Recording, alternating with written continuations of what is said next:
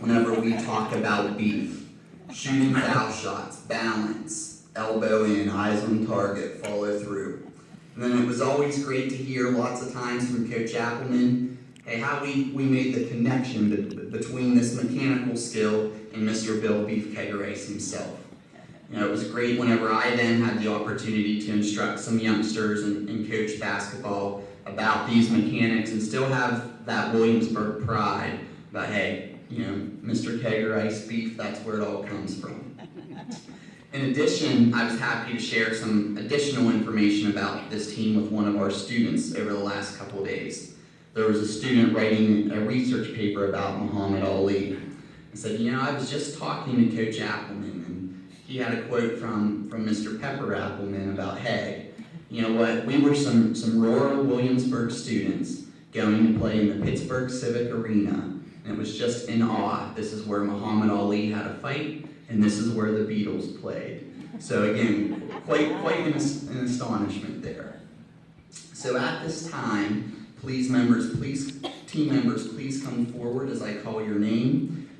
Please stand by your table and we will get a picture and then have some remarks. So, Jeff Appleman.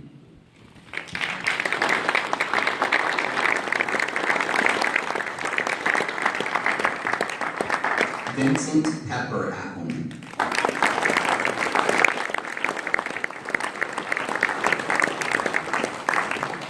Ken Arendt.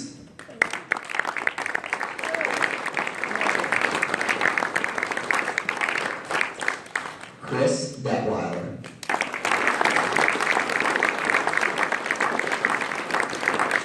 A representative for Wayne Detweiler.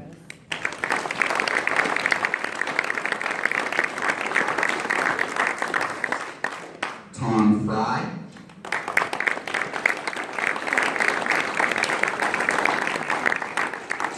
Bruce Houck.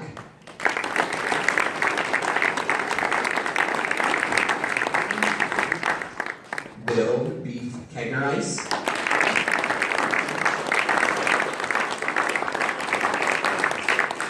Rich Tate.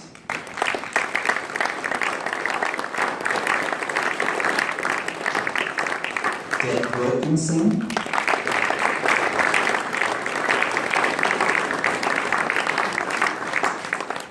Don Granis.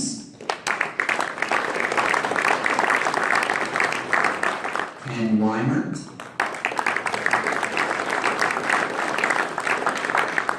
Coach Dick Buckley.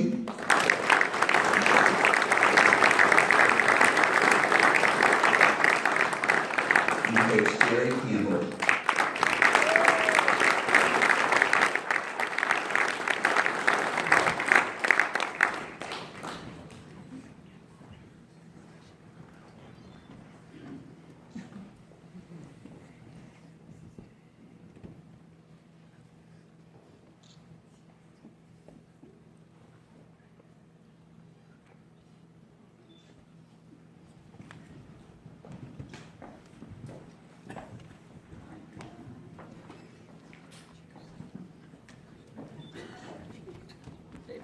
I guess I'm closest, so I'll say a few remarks.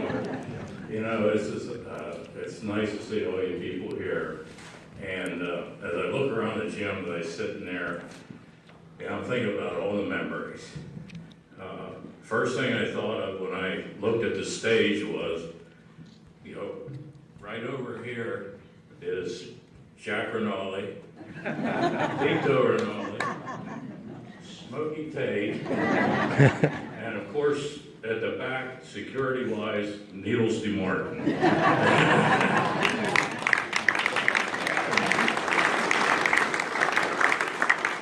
I see a lot of you people remember this too. Yeah. You know, but like I said, it's all about memories, and the team of 58 and these guys from 66 brought us a lot of good memories, and we thank you for that.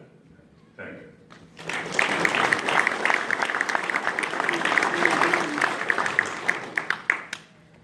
Just a few words. I said the same thing last night, but for those of you that were not there, no one could have asked for a better group of people to coach than what's here.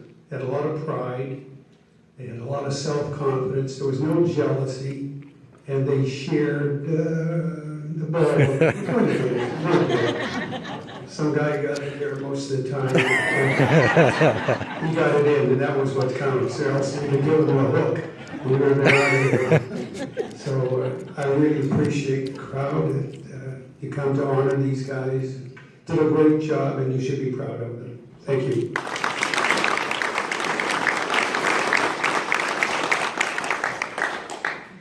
I have nothing prepared, but I just wanted to say a few comments. I want to thank everybody who's involved. I can't name them because I don't know who all was involved in presenting this, but thank you very much.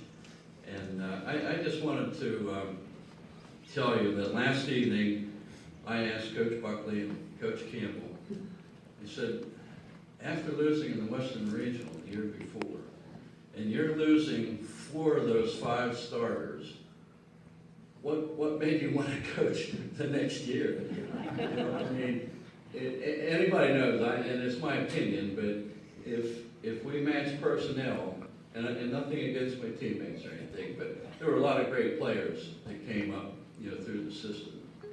And anyway, I wanted to say and thank Coach Buckley and Coach Campbell, because they believed in us, and I think that's, you know, why they stayed on and would have taken just 4 more guys that played JV basketball with that limited experience the 2 years before this. And, you know, they just believed in us and motivated us. Coach Buckley had us playing and scrimmaging, you know, Class A teams at the time and Class B, and even, you know, former players from, you know, our school. And anybody in sports knows that you only get better by playing against better competition. And these 2 gentlemen, you know, believed in us. We had a climbing around, don't get me wrong. And you know, we had a lot of good times in the locker room before Coach Buckley got there. I remember one time I imitated Coach Buckley.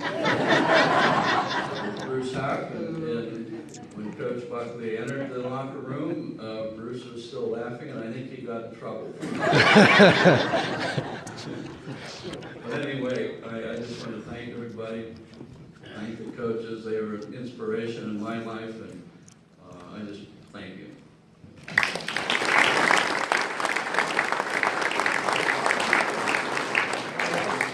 I'm going to be last.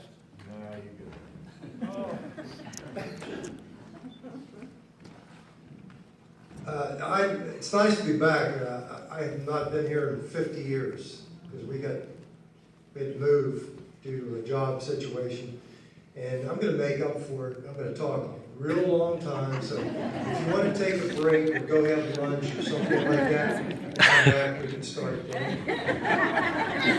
Wise guy. How many people were not at Scotch Valley Country Club last evening? Raise your hand. Come on, get them up. Good, that's a majority, so I get to repeat. Okay? Incidentally, I don't know how you, that's like the best tongue twister story that I've ever heard of. I don't know how you do that. Great job, though. Anyway, I have to kind of start on a sad note, but I need to talk a little bit about a very important person that's no longer on earth. We lost number 33, Wayne Detweiler, at a way too early age. And without the big guy in the middle, he was our center, we're not here right now. I just see no way. He was very, very important, and we miss you, Wayne.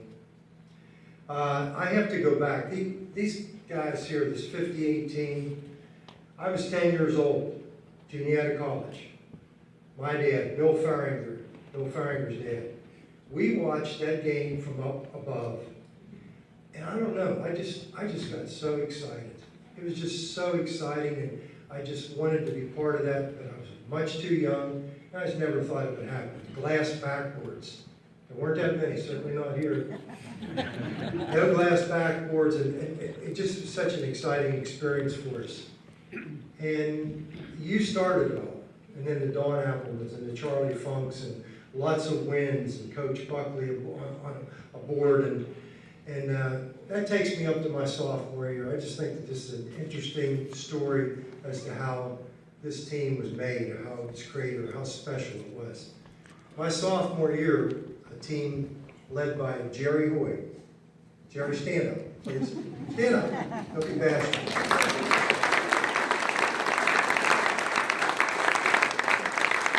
We were very good. We lost one game that year in the regular season at Everett by 2 points, 51-49. I didn't have to look it up. I've never forgotten it. It was an away game. We got back here, and I remember walking down the street, Bill Farringer and I, we were crying. And I'm not ashamed to say that that's how much winning meant to us. We go on, we finish the regular season with that one blemish, 3 playoff wins in a row, Western Regional game, we played the team with the name of Caldersport. We got beat, and I really think that maybe they were a little bit better than us. It still hurt. But we wasn't like the following year, which a team, my junior year now, led by Bill Farringer. Bill, stand up. I know you're bashful, but stand up. Come on. He was my basketball playing buddy growing up, and I thought that team, my junior year, his senior year, was very, very talented. Very talented. And I thought that might be the year. And it was through the regular season, undefeated. We get to the playoffs, 1, 2, 3. We get to that Western Regional game again. We played a team by the name of Conneaut Lake that we were better than. In regulation, this is what was crazy. You got guys that never want to give the ball. We play over Robinson Extension. Nobody ever wanted to take the ball out because they weren't going to get it back. Everybody just loved to shoot. In regulation, and part of it may have been the location of the clock, but we didn't get off a shot. We lost in overtime, game that we really shouldn't have. But nonetheless, it's my senior year now. I'm the only returning starter. I didn't know what to expect. But right out of the blocks, we start not only winning, but I mean winning big. Not scoring some points, but scoring a lot of points. And I think we played Central at Central the second time, because the first time we got them pretty good. The second time, I think it was a 4-point game. But nonetheless, we're still undefeated. We finished the regular season, and here we go. A win, a win, a win. What's next? Western Regional. We played Clarion, good basketball team, with a good player, Frank Brooks. We won. It's a hard-fought game, and we win by 6 points. And I had tears of joy. Time for the state final. So we prepare, and we go on out to the Civic Center in Pittsburgh, playing Jim Thorpe. And I believe somebody told me this today. I can't believe it. Somebody told me today that they were favored by 3 points. Somebody don't know what they're thinking. Anyway, we go on and we win 89-55. We get everybody in to play. And somebody said to me, I think it was Neil Riddell at one point, he said, how do you win by that much? He said, a lot of people are really interested in that. I said, this team shot 96% for the year. And if a team like that starts hot and is very consistent throughout the game, including the reserves, that's what you're going to get. So I got what I always dreamt about, and these guys here were so special. And I actually skipped over something last night. I didn't skip over it, but the Bishop Guilfoyle game in the regular season that year told me a lot about these guys right here. We were down by 9 points with 1:30 to go. I was pretty much a non-factor. I was defensed extremely well, and we did the unthinkable to preserve that undefeated season. And we went on and we won by 2 points in regulation. And again, they stepped up and they told me what they were all about. Okay, so much for a great basketball season. Now I got some couple funny stories here to tell. And I do need notes today. I didn't last night. Coach Buckley, the 3 years that I was privileged enough to play for you, I heard lots of by gods and lots of look-its. But you know what? You certainly got our attention. And I know a story was told in my absence when Coach Buckley was inducted about, I was a sophomore and it was very embarrassing for me, but I was sitting on the bench and he was really upset at us defensively. And he was looking at each one and trying to find out, do you know who you're guarding? And he looked at me and he says, do you have 37? And I said, points?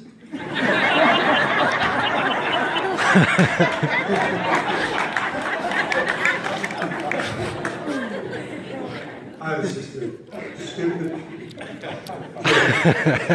But anyway, Coach Buckley, you did a great job, and it was a pleasure to play for you those 3 years. Larry Scabir, would you please stand up?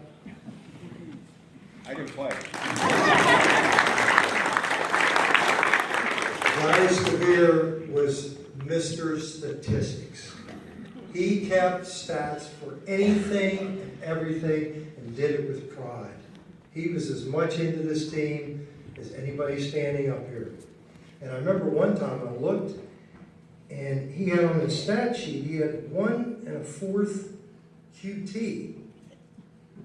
And I asked him, I said, what is that? He said, oh, after this last time out, he said, that's how much water you guys consumed. Oh my goodness. And then I think it's so wonderful that the Casper girls and the brother, I guess, right? Nephew, I'm sorry, have made this long trip. But just a quick little story about Coach Casper, and these guys too. They made me nervous when I was around them.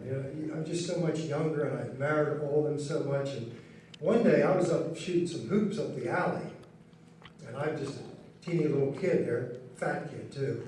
And anyway, here comes Coach Casper down the alley. And I'm like, oh my goodness, I can't be here and pass him. I can't get that close to him. And sure enough, he comes down and he stops. And now I'm really getting nervous. And he says, let me tell you something, son. He said, you should not be shooting from way out there. You're much too small to be shooting from. He says, you go in and you shoot. He kind of takes me in there. I'm real nervous. And he takes me in there. We're doing little layups, you know. And I'm thinking, God, this is no fun. And so all of a sudden, he leaves. And he's down, watching. And as soon as he got out of sight, I went back to 25 feet.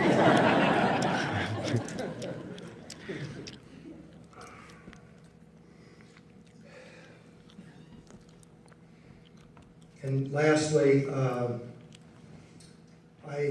want to thank, and I ended last night with this, and I've said to a lot of people over the years, someday I just want to be in a platform. Last night I was, today I am. My dad was transferred when I was a sophomore in high school. I'm just learning to love basketball. I was just really dreaming of a championship. And he was transferred to Covington, Virginia. And I didn't want to go. And I can remember in our kitchen, my mom, my dad, and I having a long discussion about what's going to happen.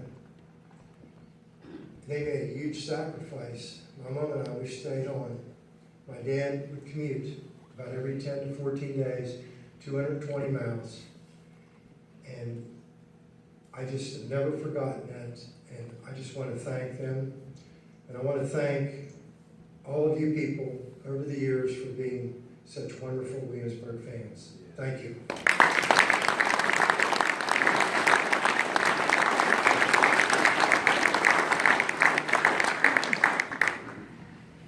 Just two short things that everyone's probably heard. Wait till we get you on our court. You know, we beat them here by 40 points and we beat them by 50 on their court. These guys started it, we continued it. And I was just happy to be part of the team. I gotta tell you, one funny thing about Coach Buckley, this was after I already made the team. I was late one day for class, probably my wife's fault. But I came running through the gym, and I slammed open that door, and guess who I hit?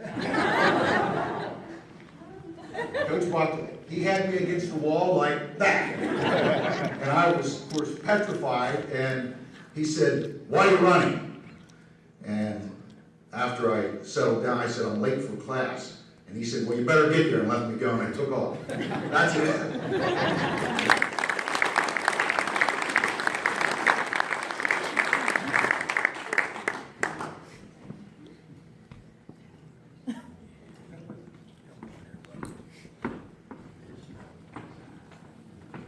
Well, folks, I want to thank everybody, first of all, and I'm feeling a little bit overexposed lately. My name's appearing everywhere, but it's kind of tough. But they say that home isn't where you live; it's where people understand you. And I'd like to drift for a second away from the X's and the O's and all that, and talk about the human side of it. When I was a junior in high school, middle of basketball season, my father passed away.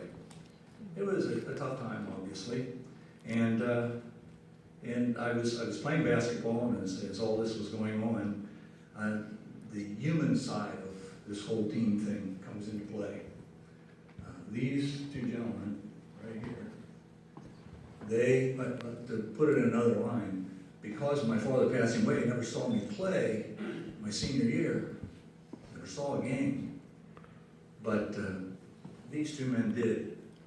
And there's a fatherly element, there's a human element that touches me, and I just want you to know that. And the community supported me as well, and I had a very happy ending, and thank you all.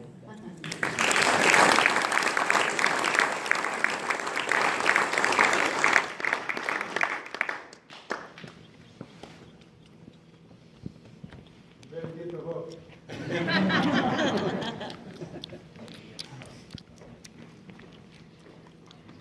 Let's have another round of applause.